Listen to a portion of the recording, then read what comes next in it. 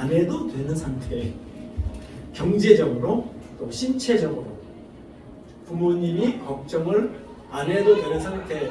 제가 내린 정의입니다. 그 사람 자청 그러길래 자청이 뭐가 자청인가? 자기 청년이에요. 그래서 그의 모든 말에는 힘이 있습니다. 힘이. 왠줄 아세요? 그는 자립했거든요. 자립해가지고 그 자립의 끝을 그가 뭐라고 말하는 줄 아세요? 뭐 읽었던 분들은 아시겠지만 자유입니다. 자유. 근데 그 자유 앞에 몇 글자가 붙어요. 경제적 자유. 경제적 자유를 누렸다. 이 말이 그 자청의 모든 강의에서 굉장히 중요하거든요. 경제적 자유.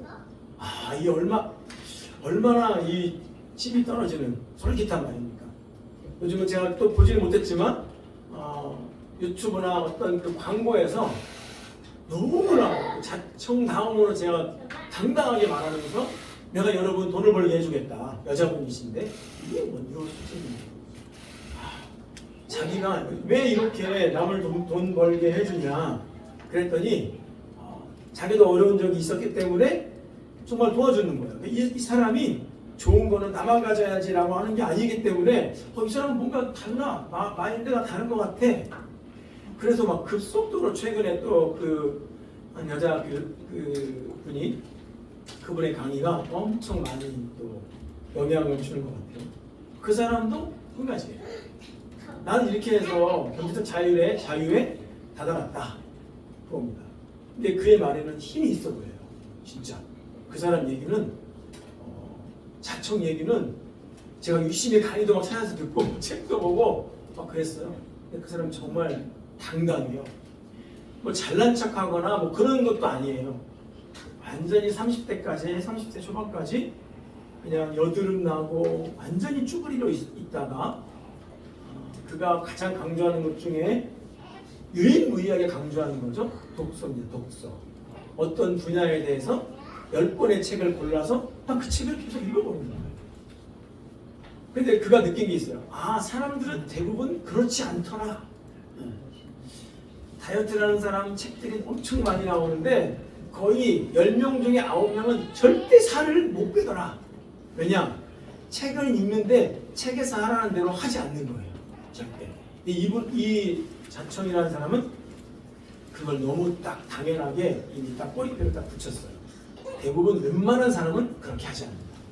웬만한 사람은 이렇게 하면 살이 빠진다라고 말해도 절대 그렇게 하지 않는다. 했다 하더라도 반드시 그만두게 돼 있다.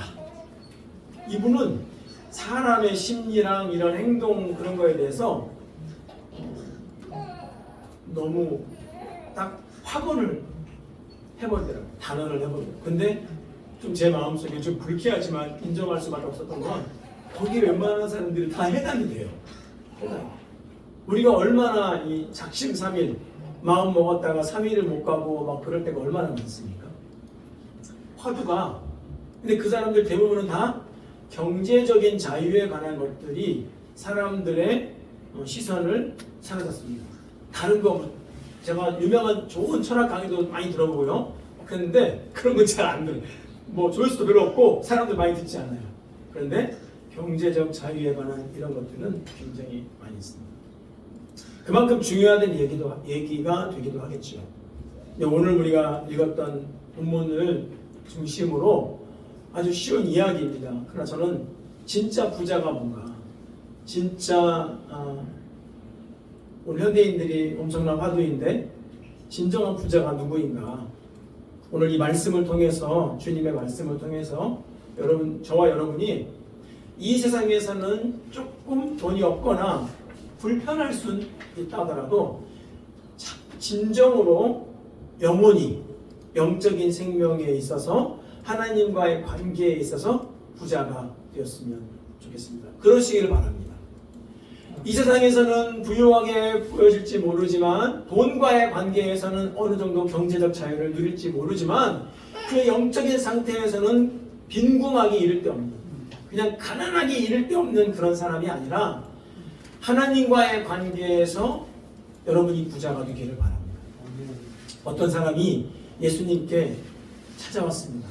그래서 이렇게 말했습니다. 선생님, 제 형에게 유산을 저와 나누라고 말씀해 주십시오. 유산. 나눌 유산이 있다는 것만 봐도 아무튼 이 집이 그래도 재산이 좀 있나 봐요. 유산으로 다투는 상황이니까. 이 질문은 질문하는 그 사람이 예수님을 어떤 분으로 알고 있는가에 대한 중요한 정보를 줍니다. 유산을 나누는 것. 사실 이 질문은 이 복잡한 문제의 해결이 이 유산을 나누는 게 형제들끼리 이것 때문에 갈라서고 칼부림 나고 막 그러기도 하잖아요. 근데 상당히 복잡하다면 복잡한 문제의 해결은 이 질문의 핵심이 아닙니다. 그 전에 유산을 나누는 것으로 주님께 질문을 했던 그 사람에게는 그게 중요한 질문일지는 몰라도 사실 더 중요한 것은 그 사람이 예수님을 어떤 분으로 알고 있느냐에 대한 것이었습니다. 사실 이 사람은 예수님에 대해서 관심은 그렇게 없었죠. 여러분, 우리가 주님께 던지는 수천 수만 마디 기도도 그렇습니다. 신앙생활도 그렇습니다. 우리가 중요하게 생각하고 여기는 그것보다 먼저 더 중요한 건 내가 이 시간 예수님을 어떤 분으로 알고 있는가에 대한 질문을 늘 던지고 그것에 답해야 합니다. 예배드리러 올 때, 내가 기도를 할 때, 내가 신앙생활을 할 때 이 질문을 해야 됩니다. 주님이 나에게 어떤 분인가? 이게 중요해요. 이게 질문 답이 딱 서지를 않으면 교회를 와도 그냥 무당한테 가는 것처럼 되어버릴 뿐입니다. 주님을 어떤 분으로 알고 있느냐에 대한 이 질문을 늘 던지고 그것에 대해 답해야 합니다. 주님이 길을 가시다가 갑자기 제자들을 돌아보시면서 사람들이 나를 누구라고 하느냐 이렇게 물어봤어요. 사람들이 나 누구라고 그래? 어떤 사람은 예수님을 보고 엘리야라고도 하고 죽었던 세례요한이 살아났다고 하고요. 예수님이 막 능력을 베푸시니까 굉장한 선지자가 나타났다고 그러기도 해요. 사람들마다 다르다는 거죠. 예수님에 대해서 생각하는 게. 그런데 예수님이 이제는 제자들한테 묻습니다. 그러면 너희는 나를 누구라고 하느냐? 여러분은 예수님을 누구라고 생각하시고 그분을 따르고 있습니까? 예배하고 있습니까? 사실 여러분, 저와 여러분이 우리가 이 땅에서 중요하게 여기는 그 무엇은 정작 중요하지 않는 것이 경우가 많습니다. 설령 중요하다 하더라도 아주 일시적으로 중요할 때 하는 것이 많이 있습니다. 중요해. 그런데 한때만 중요한 것들. 그렇게 사달라고 조르다가도 막상 사주면 얼마 안 가서 구석에 처박히는 수많은 인형들 또는 전자기기들, 책들, 옷가지들. 제대로 소중하게 간직하는 것들이 거의 없습니다. 이 세상에서 그런 의미에서 보면 이 세상에서는 영원히 중요한 것은 없습니다. 특징이 다 일시적입니다. 좀 더 정확하게 표현하면 성경에 있는 전도서에서는 다 바람을 잡으려고 하는 것에 들어갑니다. 우리는 그것이 중요하다고 말하지만 성경에서 뭐라고 말하냐면 이거예요. 우리가 하는 행동들이 바람을 잡으려고. 그래서 헛되다. 우리는 정말로 중요한 질문을 제대로 던지지 못한 채 잠깐 필요한 것들만 바라보며 살아갈 때가 너무나 많다는 거예요. 부모의 유산을 형제들끼리 나누는 문제는 분명 이 세상에서는 작은 문제가 아닙니다. 그러나 주님은 그 문제를 해결하시기 위해서 오신 분이 아니라는 것을 알아야 합니다. 주님을 오해하면 신앙생활이라고 딱지는 붙이지만 우상 숭배와 똑같은 행동을 하기 쉽습니다. 선생님, 제 형제에게 유산을 저와 나누라고 말씀해 주십시오. 그랬을 때 주님의 대답은 단호합니다. 이 사람아, 누가 나를 너희의 재판장이나 물건 나누는 분배인으로 세웠느냐. 그 얘기를 들었을 때 그 사람이 예수님께 대하여서 뭘 이렇게 야박하게 이야기하시지? 섭섭할 수도 있고 당황할 수도 있어요. 이 이야기를 저 여러분에게 하실 수도 있어요. 주님, 저 이 문제 좀 해결해 주세요. 야, 누가 나를 이런 문제 해결해 달라고 세웠어? 그러면 섭섭할까요? 주님이 나의 이 문제에 대해서 관여해 주시지 않는 것 같아서, 더군다나 나에게 이익이냐 손해냐를 결정지을지도 모르는 상황에서 이 사람의 질문 앞에 주님은 대답을 하지 않습니다. 지금 나 그런 일 하러 온 사람 아니야. 주님께서 말씀하시는 거죠. 우리는 오늘 이 시간에도 이런 자기 중심성을 벗어버리고 오직 예수님 중심으로 고백하며 나아가야 합니다. 성경은 이렇게 말합니다. 예수님을 믿어서 구원받은 하나님의 자녀가 된 사람을 내가 그리스도와 함께 십자가에 못 박혔나니 그런즉 이제는 내가 산 것이 아니고 오직 내 안에 그리스도께서 사신 것이다. 그리스도인은 누구냐? 자기가 사는 게 아니라 그 사람 안에 예수가 사는 사람을 그리스도인이라고 한다는 겁니다. 주님은 그 사람이 형제의 그 유산을 나누는 그 분쟁을 해결해 주시기 위해서 오신 분이 아니라고 명확하게 말씀하시면서 이어서 말씀하십니다. 그들에게, 주님을 오해하는 그들에게 주님에 대한 암보다는 자신의 문제에만 집중하는 그들에게 그렇게 살기 쉬운 대다수 사람들을 향하여서 오늘 우리에게도 말씀하십니다. 그 주님의 대답은 유산 분할 문제보다 중요합니다. 자천이 말했던 경제적 자유를 얻는 그 7가지 그 계명을 아는 것보다 더 중요합니다. 그 주님의 대답은 우리가 갖고 있는 어떤 기도 제목보다도 더 중요합니다. 그 주님의 대답이 무엇인가? 오늘 15절에 나타나 있습니다. 우리 다 함께 15절 말씀을 한 목소리로 함께 읽어보시겠습니다. 15절 말씀, 맨 밑에 시작. 그들에게 이르시되 삶과 모든 탐심을 물리치라. 사람의 생명이 그 소유에 넉넉한 데 있지 아니하니라 하시고, 이렇게 말씀하시는 거죠. 너희는 조심해서 모든 탐욕을 삼가라, 주의해라. 왜 그럴까요? 이어지는 주님의 말씀이 사람의 생명이 그 재산의 넉넉함에 있는 것이 아니기 때문이다 라고 말하는 거죠. 여기 주님의 대답에서는 정말 중요한 게 뭐예요? 생명이라고 말하는 거예요. 근데 우리는 너무 생명을 전제하고 살아요. 저는 어저께 장례식장에 갔다 왔고 내일 또 그 발인 예배에 가는데 그분은 올해 75살이시고 우리나라에서 아주 좋은 대학을 나오시고 외국으로 유학해서 MBA를 하시고 지난 50년간 전 세계 거의 100개국 이상을 다니시면서 진짜 기가 막힌 사역을 하셨어요. 그분의 아들은 검사예요. 딸은 변호사예요. 며느리도 변호사예요. 남부럽 곳이 없죠. 잠실에서 80평 이상 집에 살아요. 그래서 세 가정이 함께 살아도 되는 넓은 집에 살아요. 경제적인 자유를 누렸어요. 막 그런 것 같아요.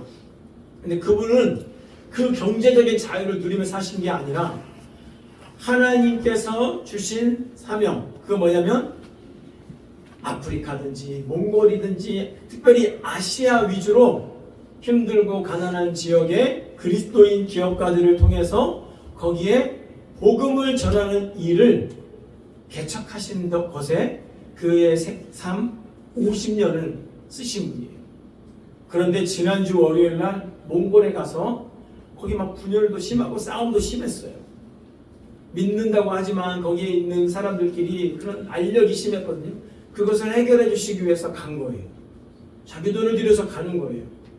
다 끝나고 나서 그들을 위해서 기도하고 단 30초도 안 되는 그 짧은 시간에 그분이 소천하셨습니다. 올해 75세. 맨 처음에는 그분의 삶이 너무나 허망하고, 그리고 한 달 전에 제가 수연랑 같이 대만에서 사역할 때 그분의 그 환한 웃음과 너무나 같이 지난 10년간 사역을 같이 해왔는데 그렇게 호련히 가셨어요.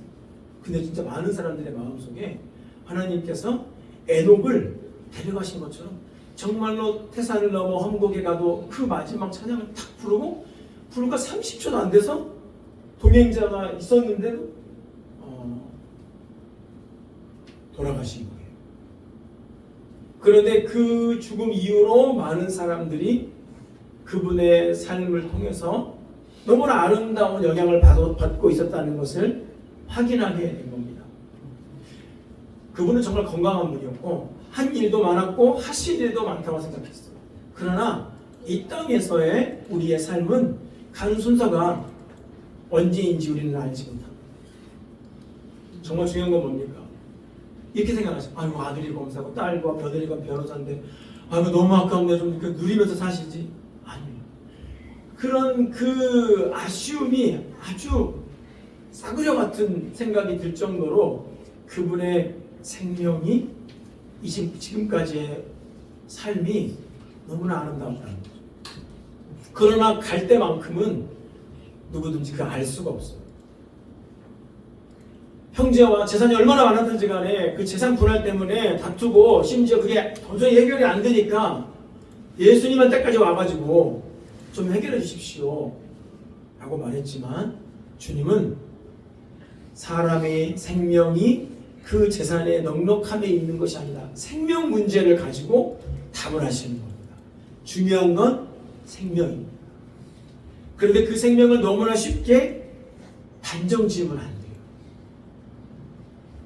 아들이 있었습니다. 아들이 죽었습니다. 그 아들을 따라서 죽으려고 엄마가 극단적인 선택을 했습니다. 엄마는 죽지 못했습니다. 그것을 남편이 일을 하면서 10년간 뒤병수발을 했습니다.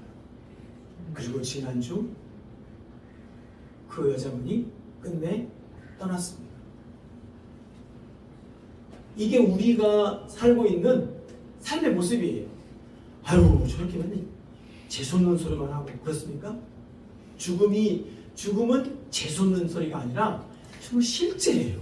실제. 우리가 죽음의 문제를 딱 들었을 때 비로소 진짜 생명에 관한 문제를 우리가 생각하게 됩니다. 그래서 전도서에서는 이렇게 말해요. 지혜를 말할 때 잔치집에 가는 것보다 사람이 초상집에 가는 것이 더 복되고 지혜롭다. 여러분의 생명이 허망하다고 느껴지십니까? 허무하십니까? 그러면 장례식장을 한번 가보세요. 정말 조심스럽게 한번 가보세요. 그러면 여러분에게 주어진 그 호흡 하나하나가 얼마나 소중한지 모릅니다. 그러니까 설명할 필요도 없더라고요. 저는 지난번에 그런 일을 겪었어요. 근데 어제 장례식장을 가기 전에 준비하고 있는데 또 문자가 띡 왔어요. 이 장로님이 그 몽골에서 그렇게 사고를 당해서 먼저 하나님 품으로 가셨을 때 그 현장에 있었던 젊은 부부가 있습니다. 이 젊은 부부는 LA 실리콘밸리에서 사업을 합니다. 사업이 아주 잘 됩니다. 한국에도 그 본사가 있고 아주 잘 됩니다. 그런데 이 자매, 부인의 아버지가 갑자기 쓰러지셨다고 또 카톡이 왔어요. 그리고 그 장인어른을 모시고 병원으로 간다는 거예요. 그래서 저에게 기도를 부탁합니다 하면서 문자가 딱 왔어요. 오늘 아침에 또 그 문자를 봤는데 뇌 쪽에 문제가 생겨서 큰 병원을 가서 검사를 해야 된다는 거예요. 기도 좀 보내놨어요. 그분들도 돈을 잘 벌어요. 그러니까 우리가 이 소유 중에 가장 소유 중에 핵심은 뭐예요? 돈이죠, 돈. 누구나 다 경제적인 자유를 외쳐요. 거기에 다다르기 위해서 막 혈하게 돼 있습니다. 그것이 돼야 내가 자유를 누릴 수 있다고 믿거든요. 근데 자신의 진정한 생명은 너무나 당연한 것으로 치부한다는 거예요. 근데 제가 이렇게 말씀드리는 건 당신의 생명은 당연하지 않아요. 저와 여러분의 생명은 당연한 것이 아닙니다. 이것이 우리를 진짜 지혜의 길로 이끌어가는 거예요.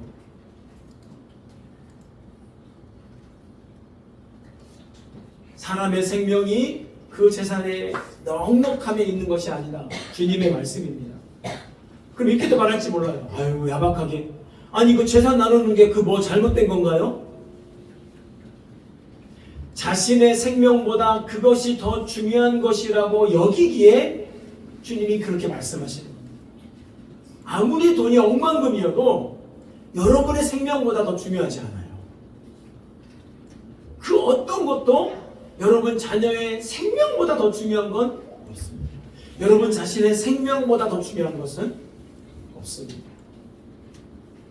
우리의 인생은 자신의 생명의 길이가 영원하다고 암암리에 그렇게 생각하기를 좋아하는 습성이 있는 것 같습니다. 죽음을 생각하지 않으려 합니다. 지금 오늘 예수님은요, 죽음에 대해서 말한 게 아니에요. 그런데 사람의 생명이 그랬잖아요. 그런데 이 생명을 말하려면 죽음을 말해야 돼요. 그런데 사람들은 그렇게 생각하지 않으려고 해요. 삶만 생각하려고. 영원히 산다는 전제를 한 거죠. 죽음을 생각하지 않으려 합니다. 제가 보기에 이것은 사탄의, 마귀의 최대 무기입니다. 사탄이 뭐라고 속삭일까요? 고통을 생각하지 마라. 죽음을 생각하지 마라. 그런 것은 없다. 적어도 지금은 없을 거야. 적어도 너에게는 없을 거야. 적어도 이 순간에는 없을 거야. 그러니 생각하지 마. 생각하지 마. 그러다가 갑자기 들어옵니다. 지금 이 순간 너에게 집중해. 네가 하는 일에게 집중해. 그것이 제일 중요해. 여러분, 저는 지금 여러분이 하고 있는 일이 중요하지 않다고 말하는 것이 아니라 그럼에도 불구하고 비교할 수 없을 정도로 더 중요한 것이 바로 여러분 자신, 여러분의 생명이라고 말하고 있는 겁니다. 유산 분배 문제보다도 더 중요한 것, 집 문제보다도 더 중요한 것이 있습니다. 이제 주님은 비유로 말씀하십니다. 한 부자가 있었습니다. 자신이 일궈온 밭에 수확이 아주 많았습니다. 자신도 기뻤고 주위에서도 기뻐해 줍니다. 하는 일마다 잘 되고 대박이 나가는 거예요. 그런데 한 가지 걱정이 생겼습니다. 이 부자의 걱정이 뭔지 아십니까? 어떻게 하지? 내 곡식을 쌓아둘 곳이 없네. 내 이 재산을 쌓아둘 곳이 없네. 이 부자의 최대 걱정은 뭐예요? 관심거리는 내가 갖고 있는 이 소유를 저장할 공간이 없는 거예요. 그게 문제예요, 지금. 네? 여러분 지금 다 집안 100평에서 사시잖아요. 저만 지금 애 넷 낳고 약간 15평에서 살아가지고 지금 애가 나니까 지금 막 옆에서 막 단칸방에서 막 뭐 물건 하나 사면은 아무리 집을 깨끗하게 하려고 해도 깨끗해지지가 않아요. 보면 다 필요한 거야. 제가 다 막 구석구석 넣어놓습니다. 그럼 아내가 왜 자꾸 저기다 올려놓냐요. 아니 다 이거 필요한 거야. 아니 다 필요한 건데 그럼 다 넣어놓으면 여기다 어떻게 살아. 우리는 다 부족해. 공간이 부족하다. 집을 넓히자. 지금 우리에게 지금 필요한 건 이거야. 이 부자는 다른 염려는 하나도 없어요. 왜냐? 건강하고 일 잘 되고 밭에 수확이 풍성한데 뭔 걱정이에요? 유일한 걱정이 그거예요. 이 재산을 어디다 쌓아두지? 어떻게 하지? 은행도 없는데 어떻게 하지? 밭에 수확은 많아졌는데 정작 이것을 다 저장할 수 있는 공간이 부족해서 고민이 생깁니다. 심사숙고 끝에 그가 결단을 내립니다. 뭔지 아세요? 지금 있는 창고를 부숴버리자. 지금 있는 창고를 부수고 더 크게 지어서 내 모든 곡식뿐만 아니라 다른 물건을 거기에다 쌓아둬야겠다. 그렇게 계획합니다. 그리고 여러 해 쓸 물건을 많이 쌓아뒀으니 든든한 마음으로 자신의 영혼에게 이렇게 말하겠다고 다짐합니다. 영혼아, 여러 해 동안 쓸 물건을 많이 쌓아두었으니 이제 편히 쉬고 편히 먹고 편히 마시고 편히 즐겨라. 이렇게 하면 되겠구나 라고 계획을 딱 짜는 거예요. 이게 부자의 계획. 저는 오늘날 그냥 대다수의 그냥 모든 세상 사람들의 계획이 이거라고 저는 말하고 싶습니다. 세상 참 별거 있나요? 태어나서 좋은 대학 가서 직장 가서 결혼해서 짐들을 해서 죽는 거죠. 근데 죽는 건 기분 나쁘니까 거기까지 생각 안 해. 왜냐? 거기까지 일구는 것만 해도 지금 내가 에너지가 지금 차서 넘쳐 죽을 판인데 죽음까지 걱정해? 그냥 차오지가 엄청 달려가는 겁니다. 계획, 고민, 십사수. 근데 주님은 스탑. 그거보다 더 중요한 게 있어. 너의 생명이 중요해. 너의 영혼이 중요하단다. 그렇게 말씀하시는 겁니다. 당장 이 부자는요, 아까 그 유산을 나누는 것 때문에 형제간에 다툼이 생겨가지고 온 사람은 여전히 형제들끼리 얼굴을 붉게 될지 몰라요. 문제가 하나도 해결이 안 됐을 수도 있어요. 그건 아무도 몰라요. 우리가 알 필요도 없어요. 그 뭐 다 알아서 뭐합니까? 그러나 확실한 것은 그가 랍비에게도 가도 안 되고 뭐 바리새인 뭐 유명한 지도자들에게 가도 안 됐는데 주님께 와서 딱 그 얘기 한번 들은 거예요. 아, 진짜 중요한 건 그게 아니네. 그 얘기 한번 딱 듣고 그 얘기에 순종하며 가면 그 사람은 진짜 부자로 사는 거야. 그런데 오늘날에는 교회도 이러한 주님의 말에 귀를 기울이려 하지 않아요. 교회를 다닌다 하는데도 주님의 이 말에 귀를 기울이지 않아요. 자신의 영혼이 무슨 경제적 자유를 누리면 마음이 편한데, 여러분, 마음이 편하면 영혼이 편한 거 아닌가? 그렇게 생각하잖아요. 근데 중요한 건 그러니까 경제적 자유라고 생각하는 거죠. 이 부자가 자신의 손으로 열심히 일궈서 경제적 자유에 도달했을 때 자신의 영혼을 향해서 이렇게 말한다는 겁니다. 여러 해 쓸 동안 물건을 많이 쌓아뒀으니까 이제 쉬고 먹고 마시고 즐기자. 여러분, 부자의 계획은요 사실 완벽합니다. 그리고 실질적이에요. 그리고 실행 가능한 겁니다. 소유는 넘치고 그것을 담을 그릇도 일단은 충분하니 이제 즐겨야죠. 여기저기 다니면서. 근데 과연 그럴까요?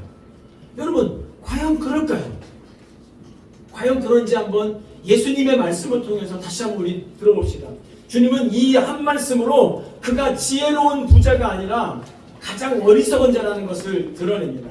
이 부자가 부자의 말에 예수님께서 하나님이 뭐라고 말씀하시는지 20절을 다 함께 읽어보겠습니다. 20절 시작. 하나님은 이르시되 어리석은 자여, 오늘 밤에 네 영혼을 도로 찾으리니 그러면 네 준비한 것이 누구의 것이 되겠느냐 하셨어요. 자, 하나님의 대답은 그 부자의 계획에 대해서입니다. 세상은요, 돈 많고 실행 가능한 계획을 딱 짤 수 있는 사람이면 능력 있는 사람이에요. 능력 있는 사람이 말하면 그가 말하는 한마디 한마디가 노하우가 되는 거예요. 유수진이 그렇고 자립청년 자청이 그렇습니다. 제 아무리 그의 개인적인 삶은 좀 재수가 없어도 그래서 앨런 머스크가 말하면 듣는 거예요. 왜냐? 재산이 좋은데 웨런 버핏이 말하면 그냥 듣는 거예요. 왜냐? 돈이 많잖아요. 그 사람이 옳은 거예요. 근데 주님은 그렇지 않다는 거예요. 세상에서는 그렇다고 하죠. 그러나 실제로는 그렇지 않고 그는 어리석은 자라고 주님이 말하는 겁니다. 하나님은 뭐라고 말씀하시냐? 오늘 밤에, 내일도 아니에요. 오늘 밤에 그가 계획을 짜고, 야, 이렇게 되면 이제 내 계획은 오케이, 이제 여러 해 동안 나는 이제 즐기는 일만 남았어. 오케이. 그렇게 다짐하는 그날 밤에 내가 네 영혼을 도로 찾으리. 그가 다른 것을 소유했을지 몰라요. 그러나 그 자신의 생명도 자기 것이 아니라는 것을 그는 그제서야 알게 되는 겁니다. 생명이 여러분의 것입니까? 생명이 내 것입니까? 내 자녀의 생명도 마찬가지입니다. 이 생명은 우리가 소유할 수 있는 것이 아닙니다. 그러므로 내 것이 아니라는 말이 맞습니다. 그런데 이 생명이 없으면 모든 게 다 무의미해집니다. 무슨 의미가 있습니까? 무슨 의미가 있습니까?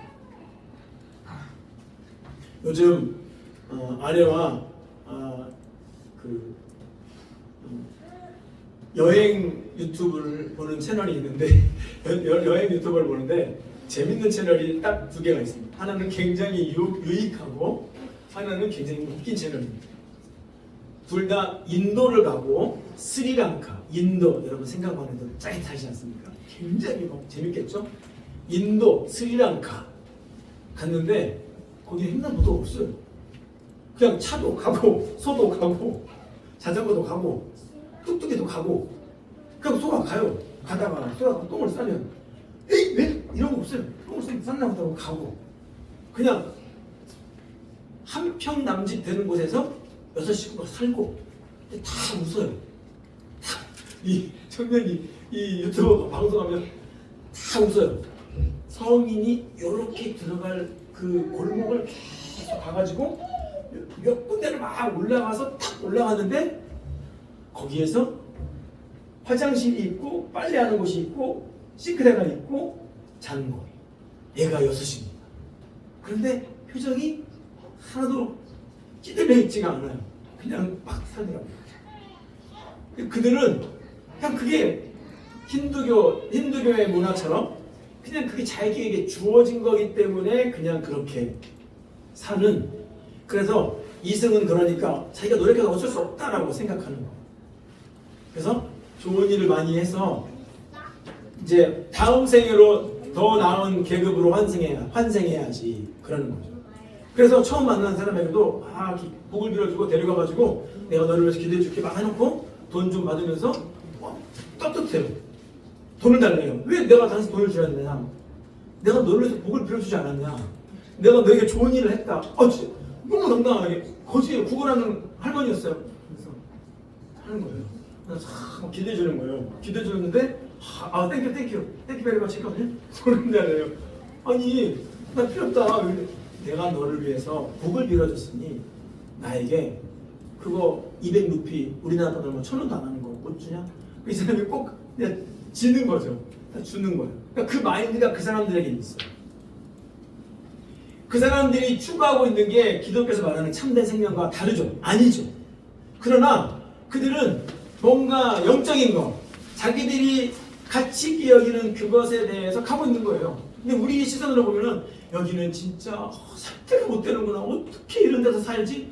그들은 잘 살아요. 그들의 표정이 오늘날 우리 주위에 지나가다가 있는 그 사람들의 표정보다 훨씬 더 밝다는 것을 보고 제가 볼 때마다 너무 많이 놀래요. 여러분 진짜 뭐가 중요할까요? 주님은 오늘 이 부자의 모습을 보면서 어리석은 부자여 라고 말하면서 오늘 우리에게도 경종을 울려주시는 겁니다. 그는 이 세상의 기준과 관점으로 보면 지혜로운 자처럼 보여요. 우리가 저 사람처럼 하면 내가 자유를 누릴 수 있어 라고 여길 만한 사람처럼 보여요. 그러나 그것은 가장 어리석은 길을 가는 거랍니다. 오늘 이 주님의 한마디로 내가 지혜로운 자였는지 지금까지 아니면 지금 어리석은 자인지를 우리는 가려내 볼 수 있습니다. 어리석은 자. 오늘 밤에 네 영혼을 도로 찾으리니 그러면 네 준비한 것이 누구의 것이 되겠냐? 생명이 내 것도 내 것이 아닙니다. 내 소유인들 그것을 내 것이라고 할 수 있겠습니까? 그러면서 주님께서는 이렇게 말씀하시죠. 자기를 위하여 재물을 쌓아두고 하나님께 대하여 부요하지 못한 자가 이와 같으니라. 사랑하는 형제자매 여러분, 우리가 살아가고 있는 이 인생은, 이 세상은 그야말로 어리석음으로 가득 차 있습니다. 이것은 제가 단순히 저도 똑같은 그 세상에서 여러분과 함께 살아가고 있지 않습니까? 우리는 그것을 알아요. 이 세상의 지혜로 사는 것은 어리석을 수밖에 없다. 왜냐하면 참된 생명에 대해서 아무것도 해줄 수 없기 때문입니다. 우리는 언젠가 다 이 땅을 떠날 날이 옵니다. 하나님께서 그 생명을 도로 찾으실 때가 옵니다. 성경 히브리서는 이렇게 말합니다. 한 번 죽는 것은 사람에게 정해진 것이다. 이거는 어쩌다 보니 생긴 진화론적 산물이 아니에요. 사람은 죽습니다.